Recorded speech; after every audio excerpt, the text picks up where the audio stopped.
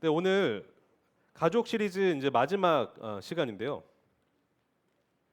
저는 오늘 자녀 양육의 세 가지 원리라는 제목을 가지고 말씀을 전하려고 합니다. 과거 부모가 권위를 남용하던 시절이 있었습니다. 과도한 엄격함으로 징계하던 때가 있었어요. 강압적으로 억누르고 비인격적인 훈육을 하던 시대가 있었습니다.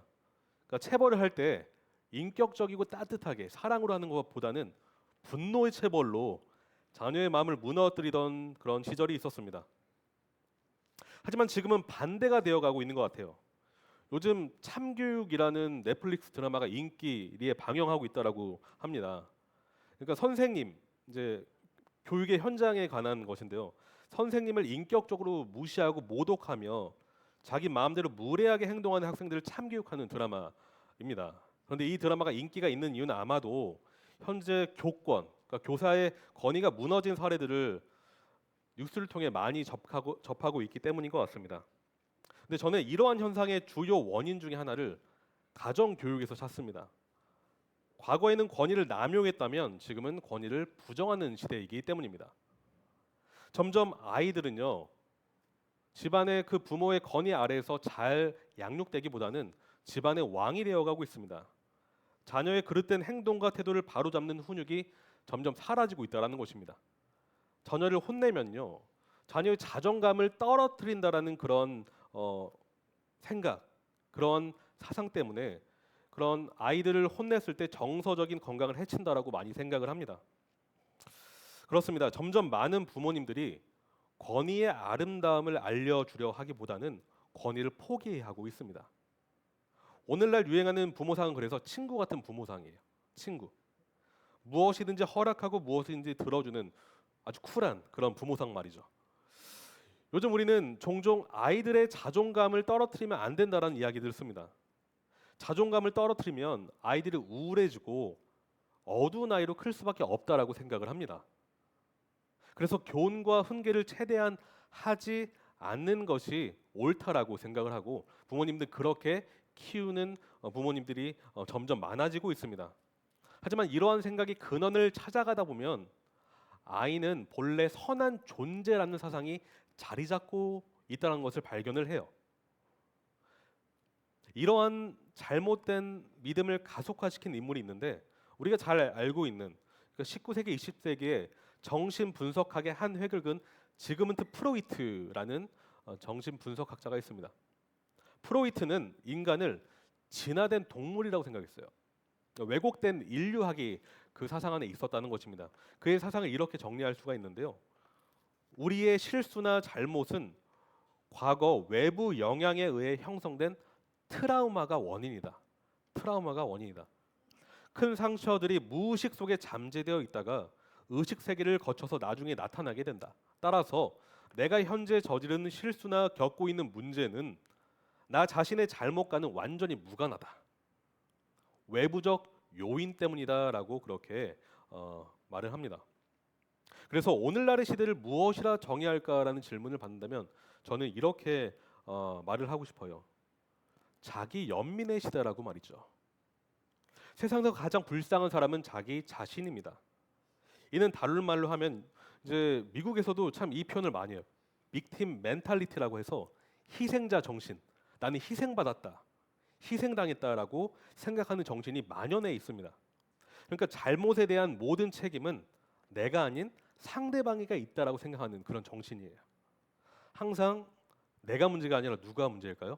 상대방이 문제라는 것이죠. 네. 오늘날 부부 관계에서도 이러한 사상이 만연해 있습니다. 나 자신에게서 문제를 찾기보다는 남편은 아내에게서 문제를 찾습니다. 그래서 자기 성찰보다는 여보가 성찰하면 내가 성찰할 것이요 라고 이렇게 이야기를 하죠. 이런 시대적 흐름 속의 아이들은 나라는 존재에 대한 잘못됨을 인식하지 못한 채 성장을 합니다. 그래서 이렇게 되면요, 그 아이의 죄성이 더 강화될 뿐이에요. 그렇다면 예수님을 믿는 부모님들은 자녀를 어떻게 양육해야 될까요? 바울은 오늘 말씀을 통해 하나님의 진리에 시선을 고정하라라고 말하고 있습니다. 시대의 흐름, 세상 유행이 아니라 하나님이 무엇을 말씀하시는지 변하지 않는 진리에 시선을 고정하라고 하고 있습니다. 성도님 잘 아시겠지만 세상의 유행, 교육도 계속 변해요. 계속 변합니다. 시대적 흐름을 따라서 그 교육의 초점, 핵심이 바뀌어요. 계속 바뀝니다. 바뀌는데 바울은 그런 시대적 흐름이 아니라 세상 풍조가 아니라 하나님의 변함없는 진리가 무엇인지 살펴보라고 하고 있습니다. 그는 놀랍게도 매우 단순 명료한 한 문장으로 자녀 양육을 이렇게 말하고 있어요. 오늘 말씀이죠. 또 아비들아 너희 자녀를 노엽게 하지 말고 오직 주의 교훈과 훈계로 양육하라. 말씀을 보시면 굉장히 간단한 문장인데 이 안에는 너무 중요한 원리가 있어요. 노엽게 하지 말고 훈계, 교훈으로 양육하라. 균형 잡힌 교육을 하라라는 것입니다. 균형이 무너지면 안 된다라고 하세요. 그것이 이 말씀의 원리 안에 있습니다. 저는 세 가지 원리를 말씀드리고 싶어요. 물론 우리 성도님, 우리 교회 성도님들은 지금 장성한 자녀들이 많이 계세요. 많이 계신데요. 오늘 이 말씀의 원리를 통해서 지금 직접적으로 적용이 되진 않으시겠지만 삶 속에서 이 원리를 다른 방식으로 또 적용하셨으면 좋겠습니다. 첫째는 죄에 대한 이해입니다. 죄에 대한 이해. 첫째 원리는 죄에 대한 이해의 중요성입니다. 성도님, 믿는 부모와 믿지 않는 부모의 뚜렷한 차이가 무엇인 줄 아십니까? 믿는 부모와 믿지 않는 부모의 교육 간의 뚜렷한 차이점이 무엇인 줄 아세요? 그것은 자기 자녀에 대한 영적 상태를 다르게 진단한다는 것입니다. 다르게 진단해요. 믿는 사람은 자기의 무능력과 연약함을 인정하는 사람입니다. 그것이 믿는 사람이에요. 진정한 기독교인은 자기 죄인됨을 철저히 인정하고 자각하는 사람입니다. 그것이 기독교인입니다. 그래서 기독교인은요, 궁극적으로는 하나님의 은혜를 바라봐요. 하나님의 은혜를 집중하고 하나님의 은혜 가운데 하나님의 도우심을 간구합니다. 그래서 믿는 부모님들은 은혜를 집중하는 존재라고 말할 수가 있습니다. 그러한 부모일수록 자녀의 그 정체성을 올바로 인식해요. 바로 자녀는 선한 존재가 아니라고 말이죠. 현대 자녀 교육의 최대 문제는 아이는 본래 선하다는 교리가 굳게 자리 잡고 있어요. 제가 작년에 학교 다니면서 이제 박사과정 논문을 준비할 때 연구했던 그런 교육학자 중에 칼 로저스라는 사람이 있었습니다. 이제 심리학자인데요. 이 칼 로저스는 현대 교육학에 지대한 영향을 끼쳤어요. 그의 사상의 핵심을 이제 살펴보면 그의 사상 안에는 사람 내면 안에는 선을 만들어낼 수 있는 능력이 있다라는 사상이 굉장히 강하게 자리 잡혀 있습니다. 그래서 아이는 선하기 때문에 잠재 능력을 끌어주는 것이 가장 좋은 교육 방법이다라는 것입니다. 그래서 최대한 공감해주고 최대한 훈계와 지적은 하지 말아야 된다라는 사상이 있어요. 네. 왜냐하면 아이의 내면 선하기 때문에 잘못을 지적할 필요가 없는 것입니다. 그저 그 안에 있는 선한 것들을 끄집어내주는 것이 중요하다라는 것입니다. 오늘날의 자녀교육 사상 저변에는 이 칼 로저스의 영향력이 깊게 스며들어 있다라고 말할 수가 있습니다. 많은 양육 전문가들, 그러니까 믿지 않는 분들도 자녀의 마음을 다뤄야 된다, 마음 교육이 중요하다라고 말을 해요. 마음 교육 이렇게 말을 하고 있습니다. 하지만 정작 그 마음이 무엇인지 모르기 때문에 마음 안에 무엇이 들어있는지 진단하지 못하기 때문에 제대로 된 접근을 하지 못하는 경우를 발견합니다. 왜입니까? 참된 변화는 아이의 죄를 다루지 않고서는 결코 참된 변화를 기대할 수 없기 때문입니다. 여러분, 에베소서 이 말씀을 보시면 바울의 사상을 쫓아가다 보면 지금 바울이 양육하라라고 하는 그 문맥 속에서 그가 무엇을 말하고 싶어 하는지 알 수가 있는데요. 여러분, 자녀 양육을 말하기 전에 바로 직전에 무엇을 말하고 있습니까? 남편과 아내의 연합을 말하고 있어요. 그렇죠. 근데 남편과 아내의 연합을 말하기 이전에 바로 뭐를 말하고 있죠? 성령으로 충만하라라고 말하고 있습니다. 다시 말해 거룩하라라고 말하고 있어요. 거룩하라. 거룩한 부모일수록 양육을 잘 할 수 있다라는 것입니다. 여러분, 거룩이 무엇입니까? 거룩이란 죄로부터 멀어지는 것이죠. 구별되는 것입니다. 자기 죄를 신실하게 회개하는 것이며 복음의 능력을 의지하여 죄와 신실하게 싸우는 것이 거룩입니다. 다시 말해 거룩해진다는 것은 어떤 면에선 죄와 더 큰 전투를 벌이는 것을 말하고 있습니다. 거룩해지는 부모일수록 죄를 더 깊이 자각하고 더 치열하게 죄와 전투를 벌입니다. 제가 이제 부모 교육하면서 읽은 책들이 몇 가지 있는데요. 제가 추천해드리고 싶은 책이 이 두 가지 책인데요. 이제 폴 트립의 완벽한 부모는 없다는 책이고, 이제 형제인데 테드 트립의 마음 교육이라는 책입니다. 이 두 책은 굉장히 이제 많은 기독교 이제 교육을 할 때 보는 책이에요. 마음 교육과 완벽한 부모는 없다라는 책인데, 이 완벽한 부모는 없다라는 책에서 폴 트립 작가는 이렇게 말합니다. 자녀 양육의 가장 큰 걸림돌이 바로 당신의 부모, 당신의 죄라는 사실을 고백한다면 당신 자신과 양육에 아주 좋은 일들이 많아질 것이다 라고 말하고 있습니다. 왜 이런 말을 하고 있을까요? 자녀 양육은 영적인 영역입니다. 영적인 영역이에요. 영적인 사역이라는 것입니다. 목양하는 것입니다. 목양. 자녀 양육은 마음을 양육하는 것인데, 이 마음 양육은 한 번이라도 자기 죄를 직면해 본 부모가 접근할 수 있는 영역이라는 것입니다. 자기 죄를 회개해 본 부모만이 접근할 수 있는 영적인 세계입니다.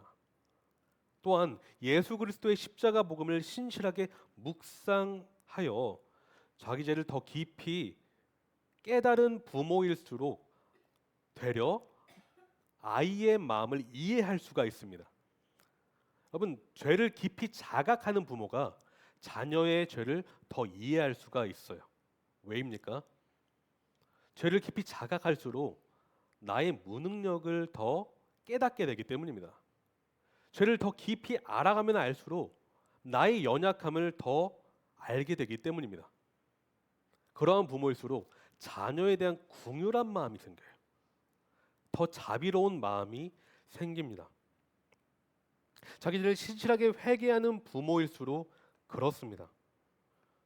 용서를 받은 자가 더 용서한다라고 하죠. 더 큰 용서를 받은 사람은 더 큰 용서를 할 수가 있습니다. 더 큰 자비를 누린 사람이 더 큰 자비를 흘려보낼 수가 있습니다. 전 예전에 은혜와 자비를 말씀드린 적이 있는데요. 은혜는 자격 없는 자가 받는 하늘의 은총이라고 말씀드렸고요. 자비는 어떤 면에서 반대되는 개념이라고 할 수 있는데, 마땅히 받아야 될 형벌을 내리지 않는 것이 자비예요. 그러니까 자녀가 잘못했을 때 자녀는 본능적으로 혼나겠구나. 아빠 엄마가 굉장히 크게 질책을 하겠구나. 그런데 어떨 땐 부모님이 자비를 내려줘요. 그때 자녀가 왜 나는 이러한 혜택을 누리고 있을까?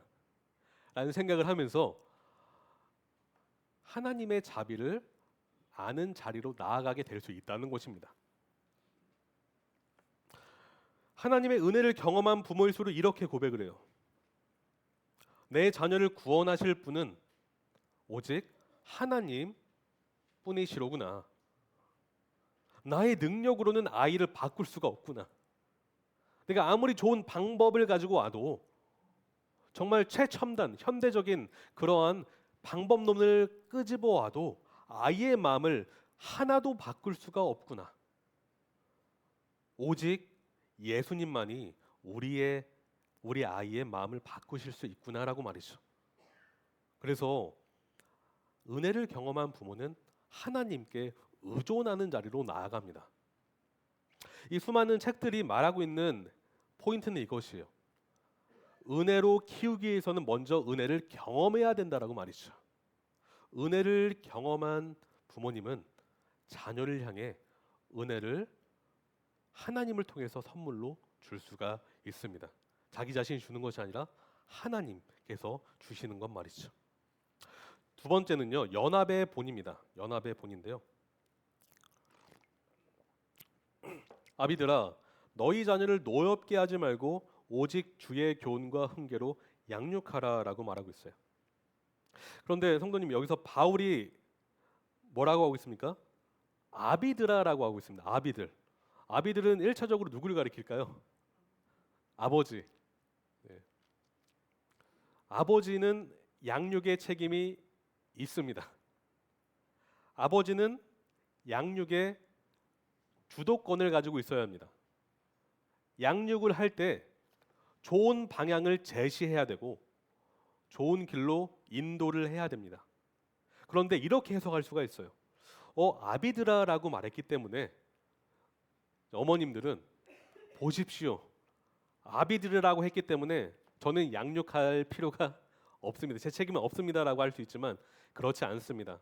지금 바울은 1차적으로 아비들, 그러니까 아버지한테 말하는 것은 맞아요. 왜냐하면 그레코 로만 시대에 가부장적 문화에 심취한 아버지들에게 일침을 가하는 그러한 메시지이기 때문이기도 합니다. 그러나 아비드라는 아버지, 어머니 모두를 지칭한다라고 말할 수 있어요. 왜냐하면 그 전 이 성경 구절에서 자녀가 순종해야 될 대상은 아버지뿐만 아니라 어머니, 부모님 모두이기 때문에 그렇습니다. 그러니까 아버지, 어머니는 교육에 공동 책임이 있어요. 공동 사명을 가지고 있는데요. 근데 저는 이 말씀 안에서 이 원리를 뽑아내고 싶어요. 자녀 양육이 효과적이기 위해서는 어떻게 해야 될까요? 아버지, 어머니는 어떠한 먼저 해야 될 것이 무엇일까요?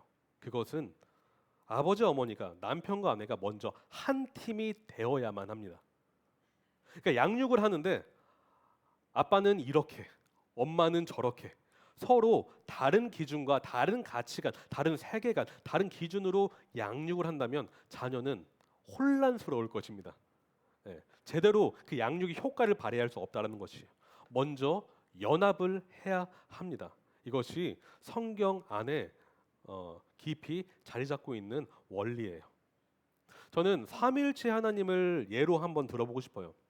제가 저번 기도회 때 삼위일체 하나님의 사역에 대해서 제가 말씀드린 적이 있는데 삼위일체 하나님의 사역을 제대로 이해하기 위해서는 구원에 대한 삼위일체 하나님의 서로 다른 역할을 이해하는 것이 중요한데요.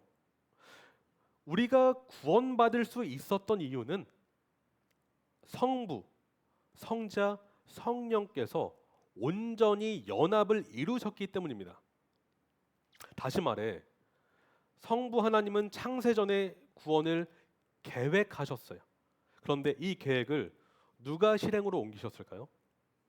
예수님께서 2000년 전에 이 시간, 공간 속에서 예수께서 성육신 하심으로 인해서 그 아버지의 계획을 온전히 순종하심으로 실행하셨어요.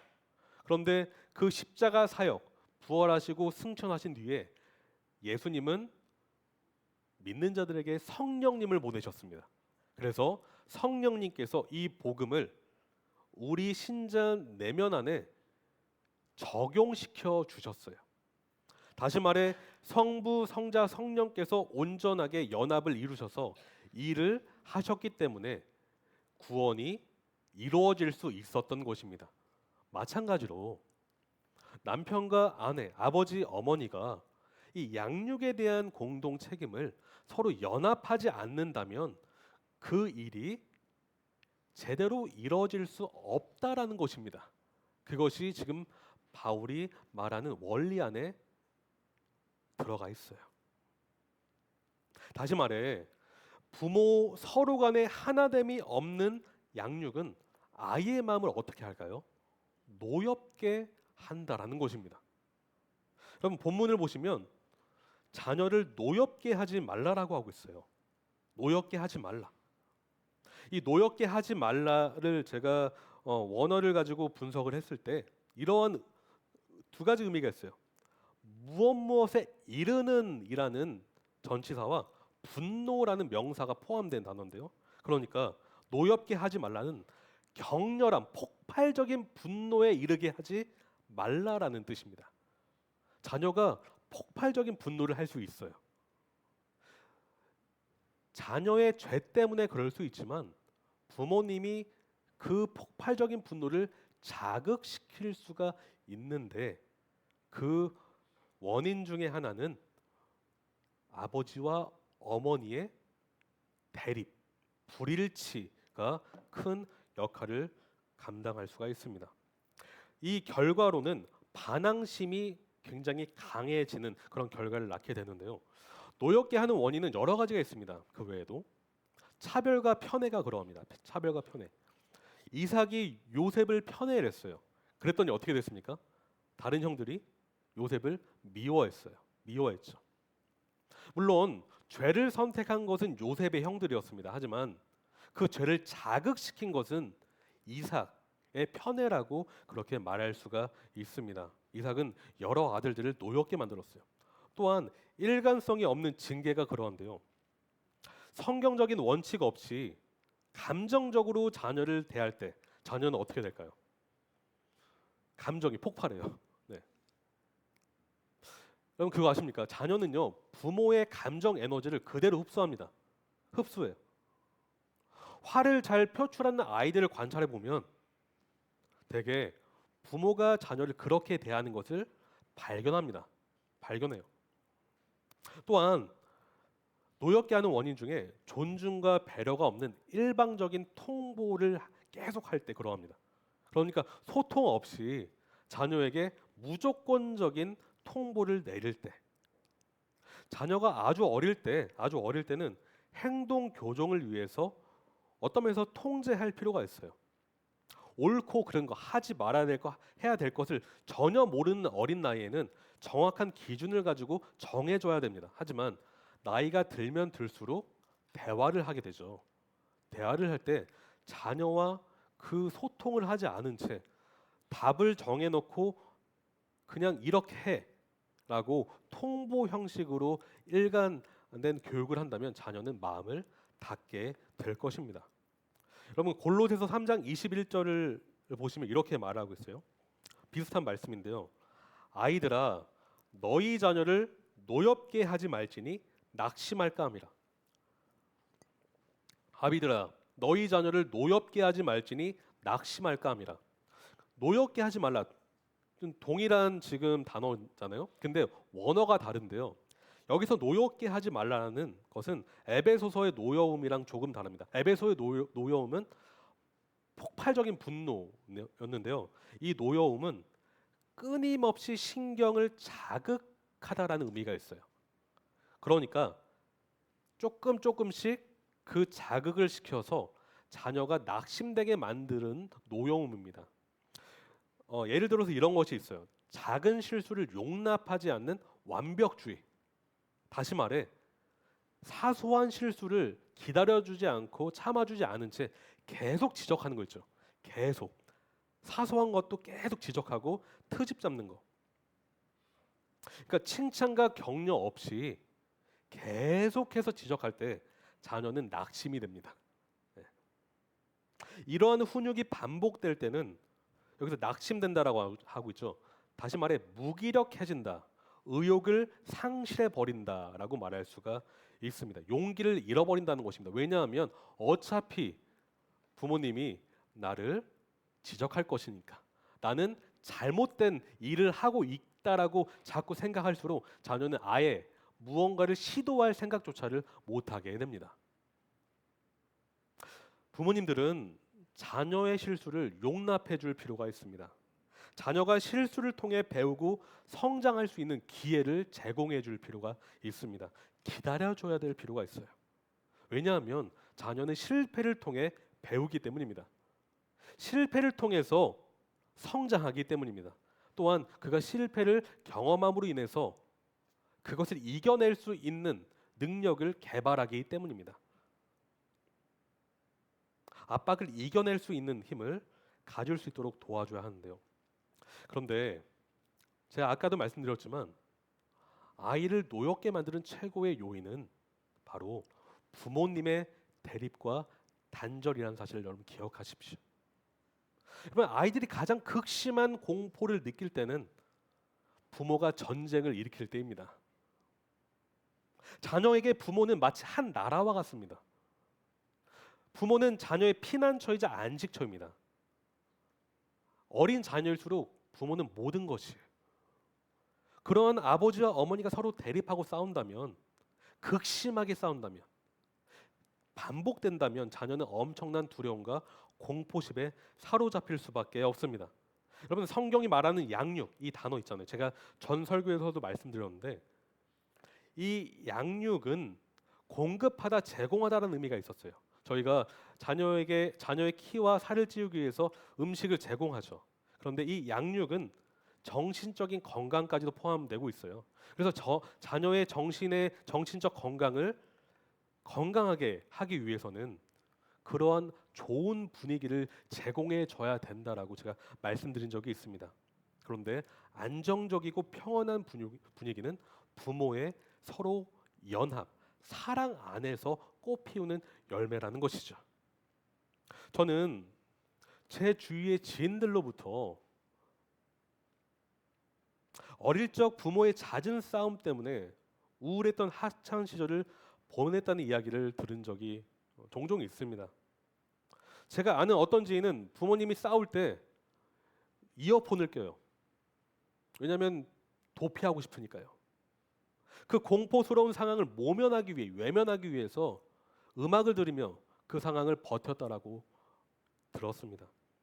또 다른 어떤 지인은 전쟁과도 같은 집안 분위기 때문에 우울증을 앓으며 굉장히 심각한 정신적인 그런 스트레스에 휩싸였다라고 그런 이야기를 들었습니다. 또한 어릴 적 무척 밝은 성격이었던 제가 아는 어떤 동생은 어두운 가정 환경 때문에 매우 어둡고 침울한 성격의 아이로 변해 있는 것을 제가 보면서 마음이 아팠었습니다. 여러분 바울은 말하고 있어요. 5장 33절.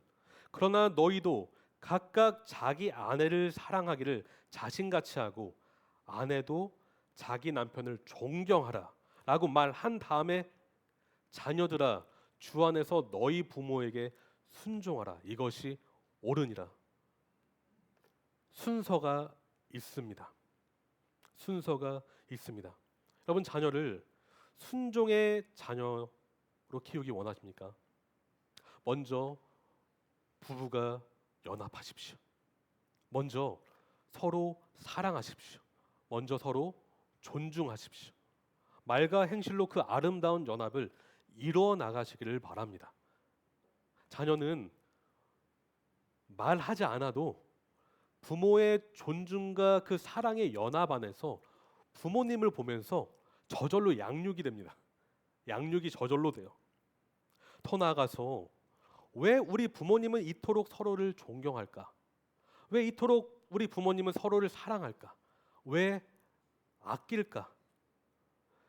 자녀는 알고 있어요. 부모님이 믿는 분이 누구이신지를. 이 연합은 결국은 복음을 흘려보내는 축복의 통로와도 같습니다. 자녀는 부모님이 믿는 예수님에 대해서 궁금해질 것입니다. 그 예수 그리스도가 누구이신지, 우리 부모님이 믿는 그 예수님을 바라보기를 원할 것입니다. 그리고 하나님의 때, 은혜로 예수님을 믿는 자리로 나아가 순종하는, 주 예수를 순종하며 살아가는 자녀로 변해 있을 것입니다. 네, 세 번째는요, 인격적인 훈육인데요. 4절 하반절에 보시면 이렇게 말하죠. 노엽게 하지 말고 뭐라고 하고 있습니까? 오직 주의 교훈과 훈계로 양육하라. 오직 주의 교훈과 훈계로 양육하라. 바울이 말하는 교훈과 훈계란 자녀에게 올바른 기준을 알려주는 것. 누구의 훈계로요? 주의 교훈과 훈계로. 올바른 기준이 필요합니다. 기준 없이는 교육할 수가 없다라는 것입니다. 이것은 세상의 기준이 아니라 주의 기준으로 교육할 때 자녀가 잘 성장할 수 있다라는 뜻입니다. 또한 이 교훈과 훈계는 그러한 기준을 잘 알려주므로 궁극적으로는 책임감 있는 성인, 훌륭한 인격을 갖춘 성인으로 키워내는 모든 교육적인 행위를 가리키는데요. 양육의 최종 목적은 이것입니다. 예수님의 장성한 분량까지 자라나가는 것, 그것이 양육의 최종 목적이에요. 그러니까 예수님 닮게 만드는 것이 양육의 목적입니다. 그러니까 양육은요, 좋은 대학 보내는 것이 최종 목적이 되어서는 안 됩니다. 물론 과정이 될 수 있어요. 열심히 공부해서 좋은 대학 갈 수 있죠. 하지만 그것이 최종 목적이 돼서는 안 된다는 것입니다. 우리 크리스천 부모에겐 말이죠. 우리 크리스천 부모에게는 돈 잘 버는 직장을 갖는 것이 교육의 최종 목적이 돼서는 안 됩니다. 물론 열심히 해서 좋은 직장 가고 돈 잘 벌 수 있죠. 하지만 그것이 최종 목적이 되어서는 안 된다는 것입니다. 크리스천 부모라면 말이죠. 우리는 달라야 돼요. 세상은 그렇게 교육할지 모르겠어요. 좋은 대학, 좋은 직장, 좋은 집, 그것이 최종 목적일지 모르지만 우리가 예수님을 믿는다면 우리의 최종 목적은 달라야 한다는 것입니다. 우리의 목적은 예수님 닮게 만드는 것이 목적이 되어야 할 줄로 믿습니다.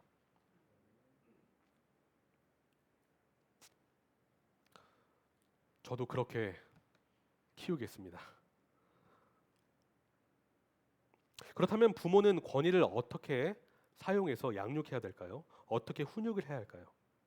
말씀의 기준으로 사랑 안에서 자녀의 잘못을 바로 잡아줘야 돼요. 바로 잡아줘야 합니다. 지혜롭게 꾸짖어야 된다는 것입니다. 이미 말씀드렸지만 이 시대는 아이를 선한 존재로 인식한다고 말씀드렸죠. 점점 훈육이 없어져요. 훈계가 없어집니다.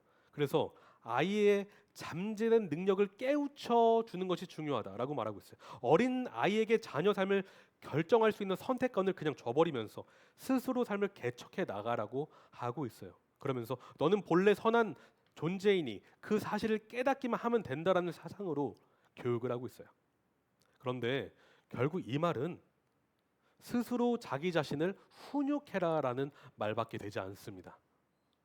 자녀야, 너 스스로 깨우쳐, 스스로 훈육해라고 말하는 것과 다르지 않다라는 것이에요. 근데 성도님, 하나님은 누구에게 훈육의 책임을 먼저 주셨을까요? 교회 선생님일까요?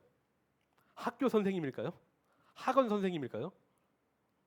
오늘날은 점점 아이들이 학원에, 학교에서, 또한 주일 학교에서 교육을 받아야 한다라고 말을 합니다. 맞습니다. 하지만 1차적인 교육의 책임은 부모님에게 있습니다. 집에서 신앙 교육을 제대로 받지 않은 상태에서 하루 교회에서 신앙교육을 받는다고 해서 그 자녀가 올바로 성장한다라는 것은 굉장히 어렵다라는 것입니다. 매일의 삶 속에서 신앙교육을 잘 받아왔을 때 그때 교회에 와서 주일에 와서 예배를 듣고 같이 또래와 교제를 나눴을 때 그 신앙교육이 더 효과를 발휘할 수가 있습니다. 신앙교육은 집에서 이루어져야 합니다. 집에서 이루어져야 합니다. 여러분, 기다림과 방가는 다릅니다. 아이를 기다려주는 것은 능동적인 사랑이지만 잘못을 방관하는 것은 수동적인 무관심입니다. 엘리 제사장을 보십시오. 엘리 제사장은 좋은 예인데요. 엘리의 두 아들들은 하나님을 사랑하는 삶을 살지 않았습니다. 하나님의 말씀을 불순종하는 삶을 살았고요. 하나님께 범죄하는 삶을 살았어요. 그들의 삶의 패턴은 이러했습니다. 그들의 악한 열매 중에는 죽게 드린 제사 음식을 마음대로 그냥 자기 마음대로 먹었고요. 회막문에서 수종드는 여인들과 성관계를 맺는 아주 끔찍한 죄악을 그렇게 벌였습니다. 우리 사무엘상 말씀 한번 보실까요? 사무엘상 2장인데요. 사무엘상 2장 29절부터 33절입니다. 제가 가진 성경 구약 성경 411쪽입니다. 2장 29절부터 33절 같이 한번 읽어볼까요? 네, 다 찾으셨으면 같이 읽도록 하겠습니다. 너희는 어찌하여 내가 내 처소에서 명령한 내 재물과 예물을 밟으며 내 아들들을 나보다 더 중히 여겨 내 백성 이스라엘이 드리는 가장 좋은 것으로 너희들을 살찌게 하느냐? 그러므로 이스라엘의 하나님 나 여호와가 말하노라. 내가 전에 내 집과 내 조상의 집이 내 앞에 영원히 행하리라 하였으나 이제 나 여호와가 말하노니 결단코 그렇게 하지 아니하리라. 나를 존중히 여기는 자를 내가 존중히 여기고 나를 멸시하는 자를 내가 경멸하리라. 보라, 내가 내 팔과 내 조상의 집 팔을 끊어 내 집에 노인이 하나도 없게 하는 날이 이를지라. 이스라엘에게 모든 복을 내리는 중에 너는 내 처소에 환난을 볼 것이요 내 집에 영원토록 노인이 없을 것이며 내 제단에서 내가 끊어 버리지 아니할 내 사람이 내 눈을 세잔하게 하고 내 마음을 슬프게 할 것이요 내 집에서 출산되는 모든 자가 젊어서 죽으리라. 네, 엘리는 적절하게 지혜롭게 인격적으로 자녀들을 훈계하지 않았습니다. 그랬더니 어떻게 됐습니까? 하나님을 따르지 않을 뿐만 아니라 하나님을 반하는 그러한 삶을 살았습니다. 엘리 이 제사장은 신명기 6장에서 명령한 하나님의 말씀을 따라서 자녀를 신실하게 교육했어야 됐지만 그렇지 않았습니다. 주님은 엘리에게 이렇게 말하고 있어요. 너희 아들들을 나보다 더 중히 여겼다라고 말이죠. 적절한 훈계가 이루어지지 않는다는 것은 결국 누구를 더 중히 여기는 것일까요? 하나님보다 자녀를 더 중히 여기는 것입니다. 하나님을 더 중히 여긴다는 것은 하나님의 뜻을 따라 살아가는 것입니다. 때로는 이것이 내 생각과 다를 수가 있고 내 기준과 다를 수 있지만 하나님의 기준이 옳다라고 인정한다면 하나님의 기준을 따라서 신실하게 그렇게 살아가야 될 줄로 믿습니다. 여러분, 하나님의 사랑은 요즘 세상이 말하는 사랑과 달라요. 세상이 말하는 사랑은 그저 품어주는 것입니다. 물론 품어주는 것도 기독교 사랑이지만 그냥 있는 그대로 모든 것을 다 품어주는 것은 하나님의 사랑이 아닙니다. 히브리서 12장 8절부터 11절이 이렇게 말하는데요. 이것도 한번 보실까요? 중요한 말씀이기 때문에 한번 같이 보시겠습니다. 히브리서 12장입니다. 히브리서 12장 8절부터 11절인데요. 히브리서 12장 367쪽입니다. 제가 가진 신약 성경 367쪽인데요. 히브리서 12장 8절부터 11절 같이 읽겠습니다. 징계는 다 받는 것이거늘 너희에게 없으면 사생자요 친아들이 아니니라. 또 우리 육신의 아버지가 우리를 징계하여도 공경하였거든 하물며 모든 영의 아버지께 더욱 복종하며 살려 하지 않겠느냐. 그들은 잠시 자기의 뜻대로 우리를 징계하였거니와 오직 하나님은 우리의 유익을 위하여 그의 거룩하심에 참여하게 하시느니라. 무릇 징계가 당시에는 즐거워 보이지 않고 슬퍼 보이나 후에 그로 말미암아 연단받은 자들은 의와 평강의 열매를 맺느니라. 네, 징계는 당연히 모든 사람이 다 즐거워하지 못합니다. 징계받는 누가 즐겁겠어요, 그렇죠? 힘들죠. 그런데 그 징계가 정말 인격적인 징계라면, 정말 사랑 안에서 이루어진 징계라면 어떤 열매를 맺는다라고 하고 있죠? 의와 평강의 열매를 맺는다라고 하고 있습니다. 우린 자녀의 마음을 양육해야 됩니다. 그런데 이 자녀 마음 안에는 미련한 것이 얽혀 있다라고 잠언은 말하고 있어요. 미련한 것은 놔두면 더 강해집니다. 더 어리석은 길로 나아가게 됩니다. 그래서 잠언은 13장 22장 29장에 매를 아끼는 자는 그의 자식을 미워함이라고 하고 있고요. 자식을 사랑하는 자는 근실이 징계하느니라. 잠언 22장 15절 아이의 마음에는 미련한 것이 얽혔으나 징계하는 채찍이 이를 멀리 쫓아내리라. 잠언 29장 15절 채찍과 꾸지람이 지혜를 주거늘 임의로 행하게 버려둔 자식은 어미를 욕되게 하느니라. 하지만 우리는 이 징계를 너무도 문자주의적으로 극단적으로 해석해서 적용하면 안 됩니다. 매는 분노로 다스리라고 주신 것이 절대 아닙니다. 시편 23편 4절에 주의 지팡이와 막대기가 나를 안위하시나이다 라는 말씀이 있죠. 이 목양의 이 말씀에서 주의 지팡이가 나오는데요. 이 지팡이가 쉐베트라는 히브리어 단어인데요. 이 쉐베트가 잠언의 매와 똑같은 단어입니다.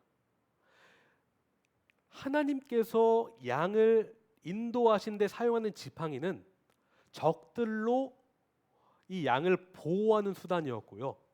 위험한 길로 막 그 양이 지금 눈이 안 좋잖아요. 그러니까 자꾸 위험한 길로 가지 않습니까?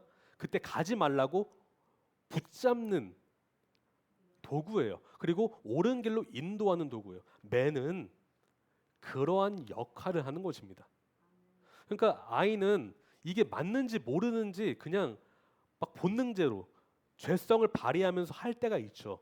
그때 매를 통해서 그것이 잘못된 길이라는 것을 알려주는 도구로 사용해야지 사소한 실수 그리고 부모가 막 분을 내면서 그냥 아무렇게나 매를 댄다면 그 매는 절대 효과를 발휘할 수가 없다라는 것입니다.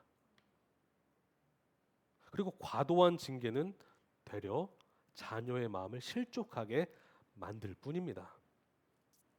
근데 이 매는요, 의도적으로 불순종하거나 자꾸 나쁜 그런 일을 반복하고 습관적으로 하는 자녀에게 따끔한 경고를 가할 때 하나님께서 주신 그런 도구라는 것입니다. 그러나 아이가 점점 크면 클수록 매를 동일하게 대해야 될까요? 아니면 바꿔야 될까요? 20살 됐는데 잠언의 말씀을 내가 적용하겠어 하면서 하시면 안 되죠. 저는 첫째와 둘째를 이제 매를 댈 때가 있습니다. 이제 근데 첫째는 제가 매를 이제 안 돼요. 둘째는 아주 가끔씩 댈 때가 있습니다. 하지만 제가 사용하는 방법은 왜 매를 맞는지 이해시켜 줍니다. 왜 맞아야 되는지 그리고 이 맞는 이유가 무엇인지, 그리고 이 맞음으로 인해서 얻는 유익이 무엇인지 알려줘요. 물론 다 이해는 못하겠죠. 그래서 자녀에게 이 매가 무엇이니 하면 이제는 사랑의 매라는 것은 알고 있습니다. 내가 너를 사랑하기 때문에 매를 댄다 라는 것을 계속 이야기를 해줍니다. 그래서 끝나고 나면 안아줘요. 울 때도 있지만 안아줍니다. 여러분, 여기 말씀에 훈계란 단어는요, 말로 가르친다라는 의미가 있어요. 말로. 우리는 자녀를 설득하고 이해할 필요가 있습니다. 물론 나이가 어릴수록 그렇게 안 되죠. 하지만 크면 클수록 대화를 해야 돼요. 대화. 왜 훈육을 받는지, 그리고 왜 뭐가 잘못됐는지, 그리고 옳은 길이 무엇인지. 훈계는 자녀를 맹목적으로 복종하게 만들라는 것이 아니라 주의 그 숭고한 말씀이 무엇인지 깨닫게 해줌으로 인해서 주 앞에 나오게 하라는 것입니다. 그래서 그냥 교훈과 훈계로 양육하라고 하지 않고 주의 교훈과 훈계로 양육하라라고 말씀하는 것입니다. 여러분, 우리의 교육은 복음적인 가르침이 되어야 할 줄로 믿습니다. 모든 훈육은 예수님께로 인도하는 도구가 되어야 합니다. 모든 가르침은 예수 그리스도를 비추는 축복의 통로가 되어야 합니다. 모든 징계는 예수 그리스도의 복음으로 인도하는 표지판, 나침반의 역할을 해야 합니다. 그러므로 자녀를 키우는 부모님, 모든 상황 속에서 예수님을 가르쳐 주는 기회로 삼으십시오. 그 실수와 허물, 또한 심지어 죄가 정말 예수님의 그 복음의 능력으로만 바뀔 수 있다는 사실을 여러분 알려주는 기회로 삼으십시오. 징계는 징계로 끝나는 것이 아니라 복음의 은혜로 나아가야 될 줄로 믿습니다. 우리가 은혜로 나아간다면 자녀는 은혜 앞에 서게 될 것입니다. 또한 우리는 기억해야 돼요. 하나님은 우리를 지금도 양육하고 계세요. 언제까지 양육하실까요? 네, 천국 가는 그날까지, 죽을 때까지 양육을 하세요. 그런데 하나님의 그 양육은 항상 오래 참는 사랑 가운데 양육하십니다. 오래 참는 그 사랑 가운데서 인도하십니다. 하나님은 인내로 우리를 붙잡아 주시고 참아 주시기 때문에 우리가 지금도 회개할 수 있을 줄로 믿습니다. 우리가 회개할 수 있는 이유는 하나님이 우리를 오래 참아 주시기 때문입니다. 자녀를 오래 참아 주십시오. 인내로 품어 주십시오. 베드로후서 3장 9절, 주의 약속은 어떤 이들이 더디다고 생각하는 것 같이 더딘 것이 아니라 오직 주께서는 너희를 대하여 오래 참으사 아무도 멸망하지 아니하고 다 회개하기에 이르기를 원하시느니라. 하늘로부터 내려오는 그 사랑, 인내의 사랑을 지금도 맛보고 계시다면 자녀가 그 사랑을 맛보게 하여 주시옵소서. 맛보게 하여 주십시오. 그래서 인내하는 사랑 안에서 자녀는 인격적인 사람으로 성장해 갈 수 있습니다. 말씀을 이제 정리하겠습니다. 전 3가지 말씀드렸어요. 부모님은 죄가 무엇인지 먼저 이해해야 됩니다. 은혜를 경험한 부모일수록 은혜로 훈육할 수 있기 때문입니다. 둘째, 효과적인 양육을 위해 먼저는 부모가 연합을 해야 됩니다.